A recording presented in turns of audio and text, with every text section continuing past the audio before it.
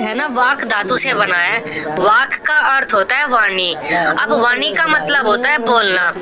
इस वजह से कहीं कहीं पर आपको वाचन शब्द का अर्थ या फिर वाचन कौशल का अर्थ मौखिक कौशल भी मिलेगा। बोलने वाला कौशल जिसमें आप सिर्फ बोलते हैं, पढ़ते नहीं है, वह भी होता है, यह भी होता है। लेकिन वर्तमान समय में हम वाचन शब्द को मुख्यतः पठन कौशल के साथ रखने लगे हैं, यही मानते हैं। बीएड में आपको अलग अलग किताबों में अलग अलग मिलेगा। वाचन कौशल का अर्थ कहीं पर आप पढ़ने वाला मिलेगा, आपको कहीं पर आपको सिर्फ बोलने वाला मिलेगा। लेकिन बीएड के बाद आप जैसे ही जाएंगे UP TET, C TET, super TET या सेंटर के जो भी आपके टीचिंग एग्जाम होते हैं, वहाँ पर आपका जो वाचन कौशल का अर्थ होगा वह पठन कौशल ही होगा।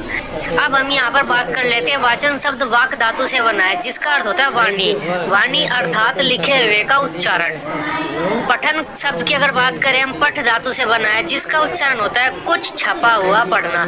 इस प्रकार हम कह सकते हैं पठन या वाचन शब्द का मतलब होता है कुछ पहले से लिखा हुआ है, हमें उसका उच्चारण करना है या फिर पढ़ना है। और कौशल शब्द का क्या अर्थ होता है? किसी काम को अच्छी तरह से करने की योग्यता या फिर दक्षता।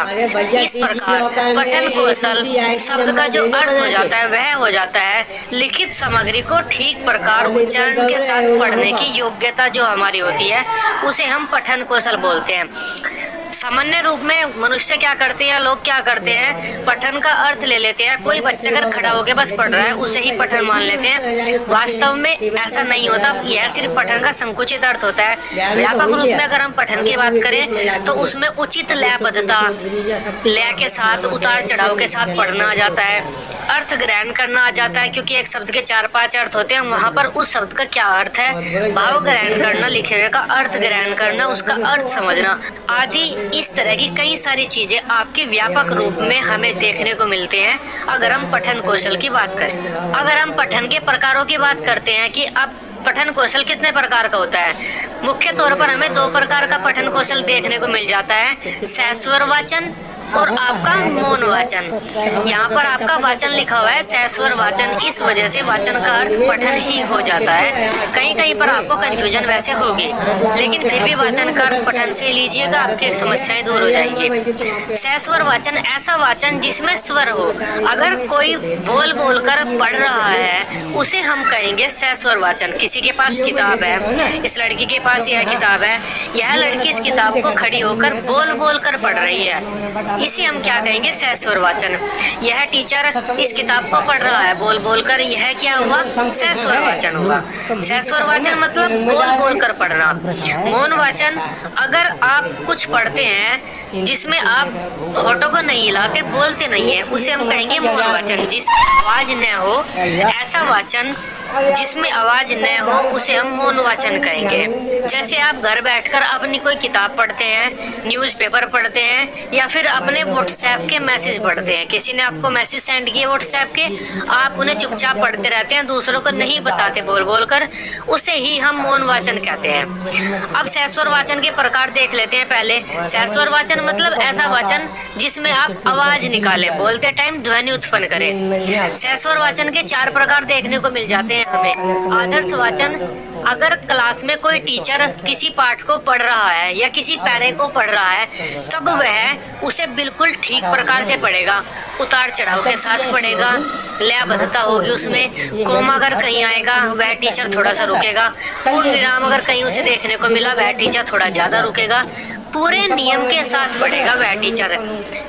ऐसा वाचन जो पूरे नियम के साथ पढ़ा जाता है उसे हम आदर्श वाचन कहते हैं। जैसे यह टीचर पढ़ रहा है क्लास में, इसे हम आदर्श वाचन कहेंगे। आपका टीचर आपके सामने क्लास में खड़ा होकर जब भी कोई चैप्टर पढ़ता है उसे हम आदर्श वाचन कहेंगे। अब जब टीचर एक बार अपने चैप्टर को पढ़ लेता है उसके बाद वह कुछ बच्चों से कहता है कि इस पैरे को आप पढ़िए, इस पेज को आप पढ़िए, बाकी जो बच गया उसको आप पढ़कर सुनाइए। कुछ बच्चों को खड़ा करता है और उनसे उस पाठ को बुलवाता है, उसे हम कहेंगे अनुकरण वाचन। अनुकरण मतलब इमिटेशन, किसी की नकल करना, जो उसने किया अब वो काम मैं करूंगा। पहले टीचर कक्षा में आदर्श वाचन करेगा, उसके बाद बच्चे उसका अनुकरण वाचन करेंगे। एक बार पाठ टीचर ने पढ़ दिया, उस टीचर के पाठ पढ़ने के बाद बच्चे पाठ पढ़ते हैं उसी पाठ को सेम दोबारा, क्योंकि वे पढ़ना सीखते हैं। जब बच्चे उस पाठ को पढ़ेंगे उसे हम कहेंगे अनुकरण वाचन। सहस्वर वाचन का तीसरा प्रकार हो जाता है व्यक्तिगत वाचन।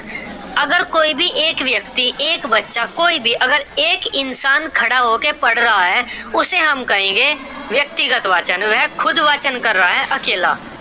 लेकिन अगर दो या दो से अधिक बच्चे एक साथ वाचन कर रहे हैं, सेम चीज को पढ़ रहे हैं, उसी चीज को एक साथ लयबद्धता के साथ आपस में सुर मिलाकर, उसे हम कहेंगे सामूहिक वाचन। छोटी कक्षाओं में ज्यादा कराते हैं हम सामूहिक वाचन। जैसे छोटी कक्षाओं में बच्चे पोयम वगैरह एक साथ खड़े होकर बोलते रहते हैं, ए आ बोलते रहते हैं, ABCD बोलते रहते हैं, उसे हम कहेंगे सामूहिक वाचन। मौन वाचन ऐसा वाचन जिसमें आवाज न हो, आप चुप चुप उस चीज को पढ़ ले। मौन वाचन आपका दो प्रकार का होता है, गंभीर वाचन, द्रुत वाचन। गंभीर वाचन सीरियस रीडिंग, ऐसा वाचन जिसमें आप मतलब ग्रहण करना चाहते हैं, जो चीज लिखी हुई है उसका भाव ग्रहण करना चाहते हैं। जैसे आपके कॉलेज वालों ने कोई नोटिस लगा दिया, कॉलेज के बाहर चिपका दिया कुछ कि आपकी इस तारीख की, इस दिन की छुट्टी है इस चीज की, तब आप क्या करेंगे, उस नोटिस को पूरा पढ़ेंगे, एक एक लाइन पढ़ेंगे और उसका अर्थ निकालने की कोशिश करेंगे। उसे हम कहते हैं गंभीर वाचन। गंभीर वाचन जिसे आप पूरा सीरियस होके पढ़ते हैं, आपको अर्थ निकालना है। पेपर के लिए जब आप पढ़ते हैं, एग्जाम की तैयारी करते हैं, तब वह आपका गंभीर वाचन ही होता है। आप जो भी चीज पढ़ते हैं सीरियस होकर पढ़ते हैं और उसका अर्थ निकालने की कोशिश करते हैं, यह चीज कहना क्या चाह रही है। द्रुत वाचन, द्रुत वाचन मतलब तेजी से आप किसी चीज को पढ़ रहे हैं, उस चीज का आप पूरा अर्थ या पूरा भाव नहीं निकालना चाहते, बस उस चीज को हल्का सा समझना चाहते हैं आप। यह होता क्या है, मान लीजिए ये एक लिस्ट है, इस लिस्ट में आपके 15-20 नाम लिखे हुए हैं ऐसे, और आपको इसमें से अपना नाम ढूंढना है। तब क्या आप इसे सीरियस होकर पूरी लिस्ट को पढ़ेंगे? आप बस इसे हल्का सा पढ़ते जाएंगे और जो आपका नाम आएगा आप उसको देख लेंगे कि अच्छा कि मेरा नाम ये है और इस नंबर पे है मेरा नाम। इसे आप कहेंगे द्रुतवाचन। सीरियस होकर नहीं पढ़ते, आप इसे हल्का सा पढ़ते हैं। कोई आप कविता पढ़ रहे हैं, कोई आप कहानी पढ़ रहे हैं, घर बैठकर एंजॉयमेंट के लिए आप कुछ पढ़ रहे हैं, उसे आप द्रुतवाचन कहेंगे। सीरियस होकर पूरा अर्थ नहीं ग्रहण करना चाहते, आप हल्का सा अर्थ ग्रहण करना चाहते हैं कि यह किस बारे में है। मैंने आपको एक पैरा दे दिया लिखकर, ऐसे एक पैरा दे दिया, मैंने कहा बताओ यह किस सब्जेक्ट का है, तब आप इसे हल्का सा पढ़ेंगे। अरे यह तो हिंदी के बारे में है, तो हिंदी का हुआ। अरे इसमें तो धरती के बारे में लिखा हुआ है, धरती क्या होता है, पृथ्वी क्या होता है, तब यह ज्योग्राफी का है। सीरियस होके पूरा अर्थ नहीं पढ़ेंगे, पूरा नहीं रटेंगे इसे आप। हल्का सा आप उस चीज को पढ़े, यह किस बारे में है। द्रुतवाचन स्पीड से पढ़ते हैं हम इसमें, लेकिन यहाँ पर सीरियस होके थोड़ा स्लो होके पढ़े, पूरा समझना है हमें उसे क्या चीज है, उसे हम कहेंगे मौन वाचन। ये हमारे वाचन कौशल का प्रकार था। अब हमारे वाचन कौशल के या पठन कौशल के विकास क्यों करते हैं हम बच्चों को, उनके कौन कौन से उद्देश्य होते हैं, यह भी आपका लॉन्ग क्वेश्चन में आ जाता है कि वाचन कौशल का अर्थ बताइए और उसके उद्देश्य बता दीजिए। सबसे पहला उद्देश्य हमारा होता है बच्चे उचित प्रवाह के साथ पढ़ सके। रिदम, उनका जो रिदम है, वह लय है, वह उचित चले। कहाँ पर आपका उतार आएगा, कहाँ पर चढ़ाव आएगा, कहाँ पर उन्हें अपनी आवाज कम करनी है, कहाँ पर ज्यादा करनी है, जो भी होगा बच्चों को पूरा उचित लय के साथ, प्रवाह के साथ पढ़ना सिखाना है हमें। दूसरा, वर्णमाला के अक्षरों की पहचान करना सिखाना। जैसे इसे आ बोलते हैं हम, इसे ई बोलते हैं, इसे का बोलते हैं, इसे फा बोलते हैं। हम बच्चों को वर्णमाला का क्रम नहीं निर्धारण कराते कि क्रम क्या है, क्रम से बोलना नहीं आता बच्चों पे। वर्णमाला के अक्षरों की पहचान कराना सिखाते हैं, इस अक्षर को क्या कहते हैं बोल नहीं पाएंगे।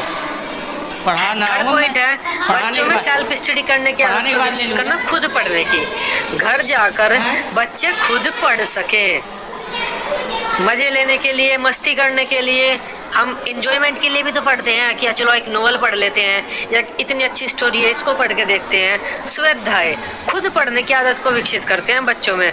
चौथा नंबर हो जाता है बच्चे पाठ के भाव को समझ सके। हमने कोई पाठ बच्चों को दे दिया या फिर बच्चे कुछ पढ़ रहे हैं, पढ़ने का मतलब यह नहीं है बस बच्चों ने जो लिखा हुआ था उसे बोलकर बता दिया, उसे समझ भी सके लेखक कवि क्या कहना चाहता है इस पाठ के द्वारा, उसका मतलब क्या है, इन शब्दों को इस तरह से लिखने का।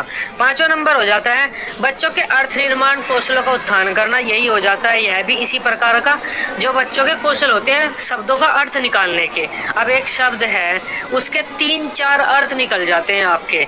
हिंदी में आप जानते ही हैं, आपका जो श्लेष अलंकार है वहां पर आप इस चीज को बेहतर समझेंगे, सेम शब्द के आपके 3-4 अर्थ निकल जाते हैं। अब उन अर्थ निर्माण के कौशलों का हम बच्चों के उत्थान करते हैं। छठा नंबर हो जाता है विराम चिन्हों का अर्थ बताना। कोमा आए तो हमें कितना रुकना है, सेमीकोलन आए तो कितना रुकना है, यह निशान मिले तो कितना रुकना है, पूर्ण विराम आए तो कितना रुकना है, यह आए तो क्या करना है, बोलते टाइम इनका किस प्रकार ध्यान रखना है। सातवां नंबर हो जाता है आपका हाव भाव के साथ पढ़ने की योग्यता बनाना। यह आपका पहले नंबर में ही चला जाता है। इसे अगर आप बदलना चाहते हैं तो बदल सकते हैं। बच्चों को इस योग्य बनाना कि वे लोकोक्ति मुहावरों आदि का अर्थ निकाल सके, लोकोक्ति मुहावरों को समझ सके। यहाँ पर आप वह लिख सकते हैं। आठवां नंबर हमारा हो जाता है बच्चे पढ़कर विभिन्न सामाजिक सांस्कृतिक